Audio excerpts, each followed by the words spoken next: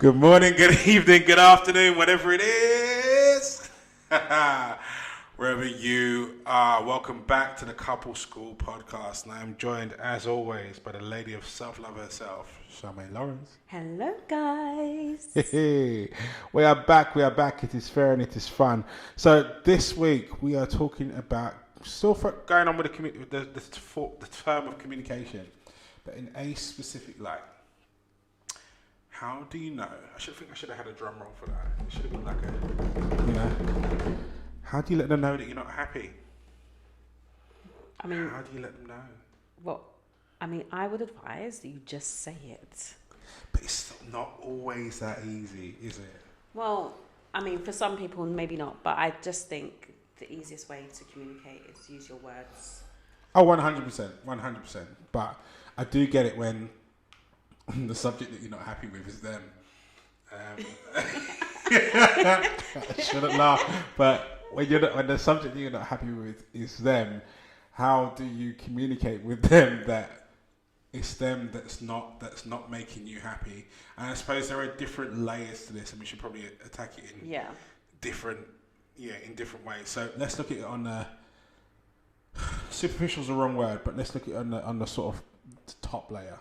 Mm-hmm. The top layer. So someone's done something that it's not a end of relationship kind of thing. So it's not someone cheated, but someone's, let's say for argument's sake, spoken to you in a way that you didn't feel was warranted, or you didn't care for in public. Okay, so I'm very good at handling things in public. So let's answer this without your hat on, somebody else. I think for me, if you're in a relationship, I think there's a certain level of respect that needs to kind of happen for each other. And I think when somebody crosses the line the way they speak to you publicly, I would personally say just hold your mouth until you get indoors. I always feel like it's important for you to maintain your decorum and your self-respect, and then you handle that when you get behind closed doors, or when you get to the car, or outside. Outside, I would agree with that to a degree. I think you need to remember that your relationship is a learning curve, and as you encounter different situations, is an opportunity to teach and an opportunity to learn. Mm-hmm. So when you're in situations whereby, let's say for argument's sake, using this specific context, where someone has acted or spoken out of turn or disrespectfully, and it's in a public forum, and you're experiencing your own embarrassment attached to that situation, I think the first thing you need to do is not respond through that embarrassment. Yeah. That embarrassment will lead to an antagonizing situation and make it not about what the subject is. I think if you can compose yourself enough to be able to address the situation in a very adult and contained fashion at the time, then you may want to pull your partners to the side and say to them, look, that I wasn't really appreciative of that because of X, Y, and Z. And also bear in mind, you need to know your person. So if your person is able to receive information like that at the time and be okay with that and be able to move past it, then that's the time you have the conversation. I think if your partner, your partner is maybe temperamental, maybe slightly hot-headed, or maybe takes things too personally, in the sense of will take it out of context in that public environment, I think you're completely right.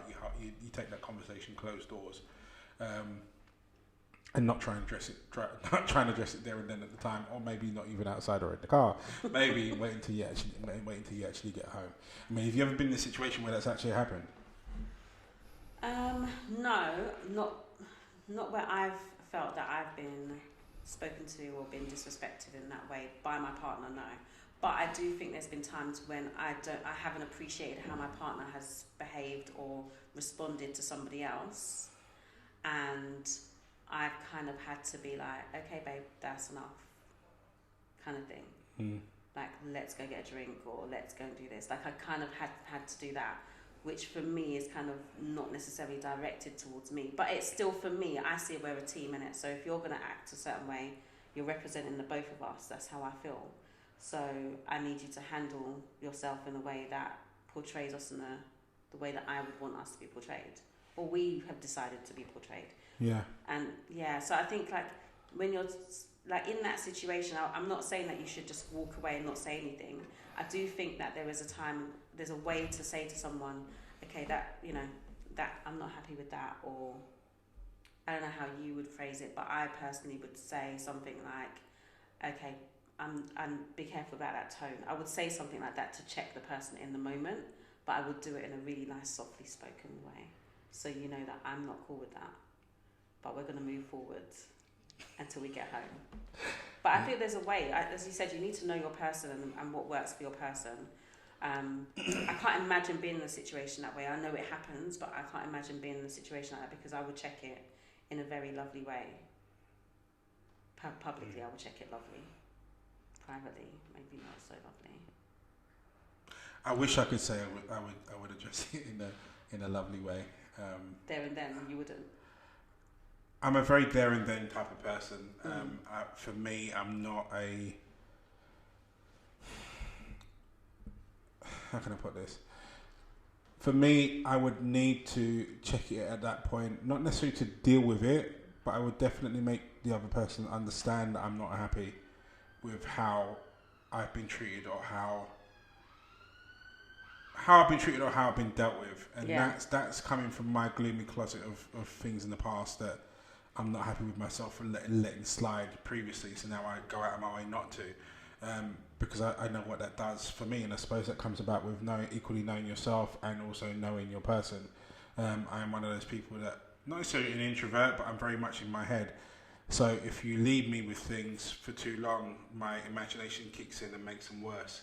So I've learned that in order to preserve relationships, I need to voice that I'm not happy with what's been said or how it's been dealt with at the time, and then go into it in detail at a later stage, probably not even on that day, when I've had time to digest it and compose myself, and also remove the emotion from it. Now, I've learned that as an absolute trigger key for me when it comes to dealing with either confrontational situations or emotionally fused situations.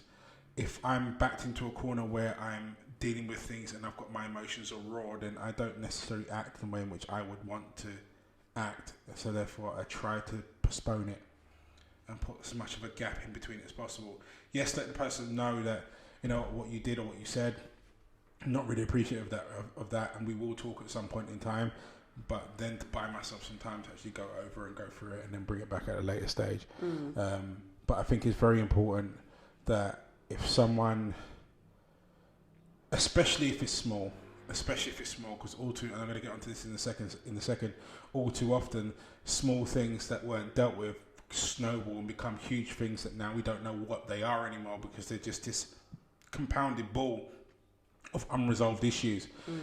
So I do think it's very important, particularly when things are small, to deal with them while they're small, and to let the other person know, hey, you know what, this isn't a deal breaker by any means, but I really didn't appreciate when you did this, I really didn't appreciate when you said that, and find a time where it mutually works for both of you to unpack it and look at it for what it is, not worse than it is, and then deal with it. But yeah, leaving it unchecked, not great. Yeah. What about when someone does something that, let's say for argument's sake, they know isn't to your liking? So it is an accident, but it's not an accident, if that makes sense. I think I would talk about from a personal perspective. From a personal perspective, I'm a bit of a firecracker. So in order for me not to be a firecracker, I really do have to separate how I feel in the moment to what's actually happened. I'm actually really good at separating my emotion from the situation, unless I'm really being attacked. And then I'm just but I can feel the fire in my body. So my thing is okay, so what is the actual issue here? What am I not happy with? And also, how am I going to get this person to hear me? Because there's different ways. That's why I like when you say know your person, because I know if I respond in the way that I want to respond, my partner's not going to hear it like that.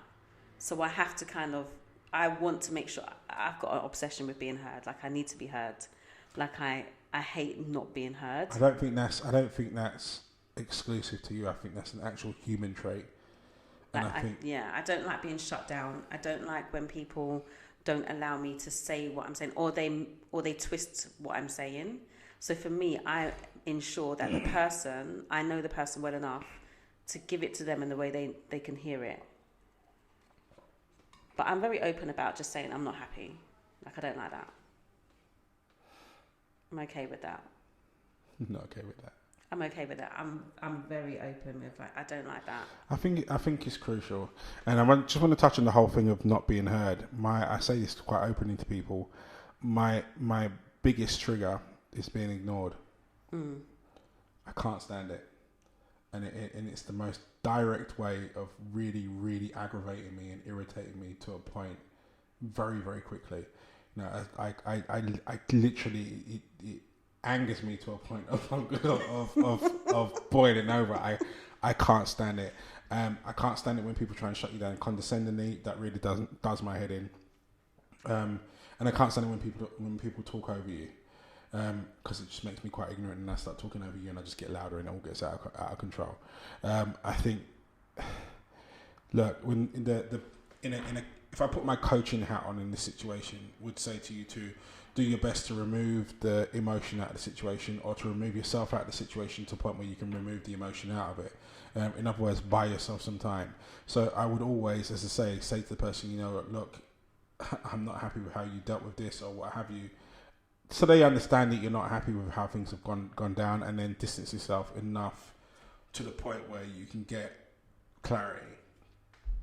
That being said, if I put my human hat on, I understand how those situations can get out of control quite quickly, because you feel hurt at the time, and particularly in a situation like if this was me and someone was either being overbearing, shouting, or I don't feel that, as you say, I'm getting the space to be heard, then that puts an entire different context on it, because now you're dealing with something that's actually quite personal to me and a trigger. And I have to be very, very careful with that trigger to make sure that trigger doesn't set the whole bomb off. So sometimes I will vocal something that will make the other person sort of stand upright to buy time, so that we can end that conversation there and then on that day, to park it, to talk about it and then on another day. Yeah. So it's about understanding yourself and your triggers as well as the person that you're with. Now, your partner, you've also got to factor in how they react to things in this situation as well. And the last thing you want them to do, because at the end of the day, the objective here, because you want the relationship to continue, is to find a space where the two of you can discuss it, talk about it, and come to a point where you can move past it. Yeah. That's not going to happen if your person is either A, so upset by how you dealt with it that they're now upset with you, or B, turned into a bit of a recluse because they're scared of you. So you've got to watch how you manage your triggers against their triggers as well, and use the information that you've got about them or about them to ensure that communication is the subject here, and you make sure that we are communicating effectively and together. Yeah. But it's also, for me, I think about what is the actual end goal? What do you want to receive from this? So the real issue here is that you're unhappy, or you're unhappy with that person, how that person's dealt with you, spoken to you, what they've done to you, whatever the situation is. What do you want to get from it? What's the end goal from it? Because if you just want to kind of shout about it, like, oh, you did this, you did that, blah, blah, blah, you made me feel like this, you made me feel like that, what is that going to really achieve but an argument, to be fair? So you've got to kind of think about what exactly is the end goal. You just want them to hear, this is how I feel based on this, and I don't want you to do it again. That's literally all. That's all that you want, really. Mm-hmm. You just want them to be aware of that made you feel like this, and you don't want it to happen again. So rather than getting your emotions all twisted into it, you just got to think about, how do I get them to receive that message? I think this is where clarity, or time to get clear, really plays into the fold here, because I think a lot of arguments that people have within relationships aren't about the situation that they're currently facing. They're about all the things that they never said way back when, and all the things that have been done to them over the past that they felt someone got one over on them with. So when an opportunity like this comes about, they see it as an opportunity to actually vocalize their vengeance or their anger based on all these previous things. And I think the other bit leading on from that is people don't understand what talking through an issue is. Talking through an issue is talking to it to the point of conclusion. In other words, to the point where both parties can lay it to rest and are reasonably happy. I use the word reasonably because it may not. You may have to understand that you're not going to get to a point of complete happiness, but you're getting to a point where both of you are agreed to a point where you can move forward and lay it to rest. In other words, put that problem aside. I think a lot of times when it comes to arguments, people agree to disagree. I hate that term because it literally means it's an IOU. I'm like, okay, I'm gonna let you get this one, but next one I'm gonna get it. But then it doesn't happen, and it all just snowballs, and that's how people end up arguing. I'd like to say I agree to disagree with you on that one. Like I'm the queen of agree to disagree. Yeah, but but the thing is, you understand what it means. Yeah. I don't think most people do. I think most people put that phrase in there as a way of getting out of the present situation. Yeah. You know, I'm agreed to disagree, meaning I don't want to talk about this anymore. Yeah, that's different. Say I don't want to talk about this anymore. Yeah. I think what people really need to realise is that when you're in a relationship space is supposed to be a space that you can say whatever you want as long as it's respectful to the other person. So saying to your other half, I can't talk about this right now because I'm too angry or I'm too upset or I'm too what have you, I need to park this and come back later, needs to always be okay. Yeah. You know, and if it's not, you need to question how that relationship moves forward, because it can't just be all about the other person. You know, it's got to be about both of you. So, but when you say to someone, I agree to disagree, that's you agreeing to let it go. Yeah. Completely. Not hold on to it and fester it to bring it back 2 weeks later when the next time that they annoy you. Or even when the same situation occurs later on, that's not your opportunity to bring it back up because you've agreed to disagree. You've agreed to let that go. Yeah. But I don't think a lot of people use that term how it actually means. I think they literally go, I don't want to talk about this anymore, rather than saying, I don't want to talk about this anymore. Yeah, you're right on that one. So that's my agree to disagree. I am literally the queen of agree to disagree. Yeah. So what about when you're seriously unhappy? Now, I mean, now we're talking relationship ending kind of stuff. Yeah. How should someone handle that? Oh, well, you just have the conversation. I'm just always, you know me, I'm an oversharer. Like, you know, I just think most people should just be oversharers and over communicators, because that way you just kind of get your message out there. Like, if you are really unhappy and you put it out there, do you know the thing is, I think people are not really saying what they're really unhappy about, and I don't think people always know what they're unhappy about. I was about to say that, yeah. So so many things have happened that they actually don't know what the source of the unhappiness is. Snowball. And so they're talking about all these other things, actually, because they can't go back to, and they can't remember where it started. Because they never said it at the time that it happened. Right. Yeah. So I think in terms of like, I don't know, it's just communication. And the more we don't communicate with each other and say how we feel and say what we want. Like, another thing is that I find, this might be slightly off topic, but I think when you're unhappy, just say what you want to happen. Like, sometimes we're just saying, I'm unhappy with this. And the other person's like, okay, I hear you. But there's no instruction of how you want that to look. Mm-hmm. So if I'm saying I'm unhappy with you doing this is what I would like to happen in the future. Is that something that you can do?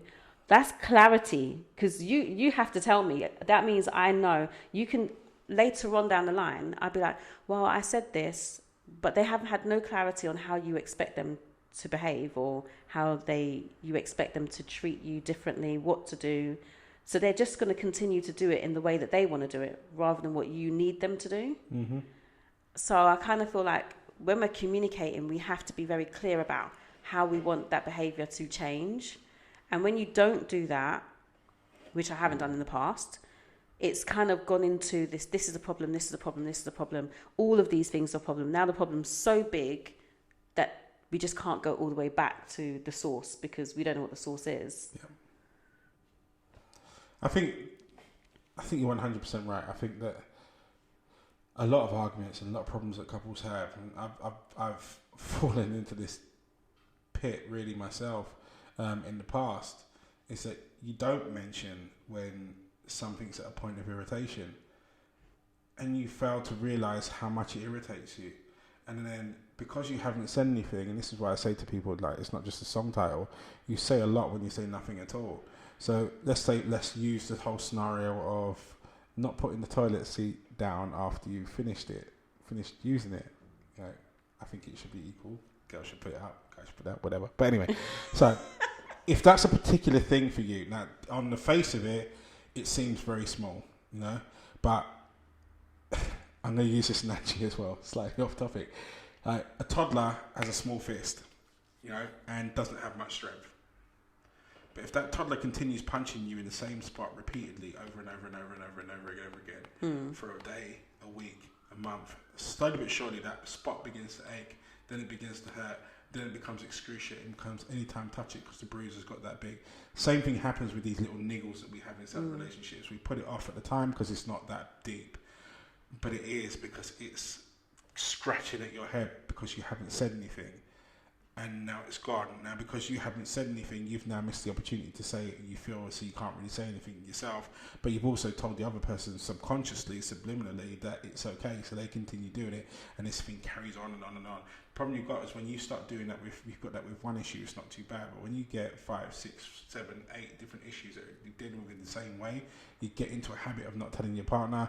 It becomes the way in which you guys deal with something. That's your problem coping mechanism, and therefore then after a while it just becomes this explosion of I'm not happy, but you can't articulate what it is that you're not happy about because you don't know anymore. And what has become, what once was maybe 4 small issues, is now this plethora of things and stuff that's just got you to the point where you feel that now it's the end. When really and truly, if you had spoken about it earlier on, then it wouldn't be, because you'd have been able to articulate exactly what it is that's wrong. You'd been able to talk about it and actually find a way forward. And the other half probably would have looked at it and gone, actually, it's not that deep. I'll just change this, or I'll just change that. And you'd have found that mutual point of compromise. One of the most common things I have with couples that I've coached in the past is everyone's great at telling me what's wrong.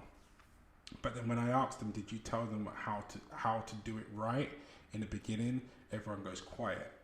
I'm like, the most important thing about a relationship, and I cannot stress this to anyone listening enough, is to let your other half know how to succeed, how to be the best partner to you that they can be.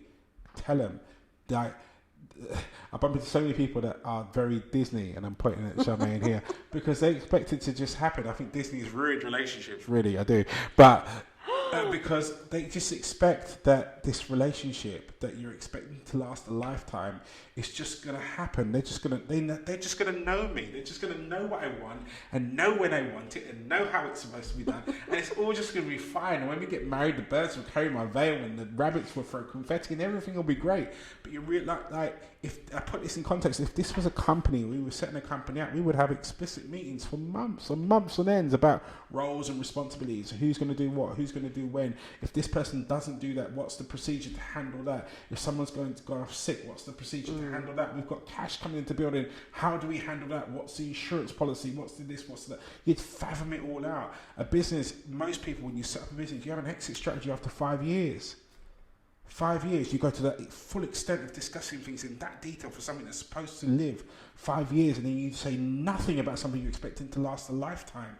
Tell your other half how to be successful. You should know. And if you don't know, then my question or query really is are you ready for said relationship? If you don't know who you are and what it is that makes you happy, how is the other person stepping into your world ever going to be able to do it?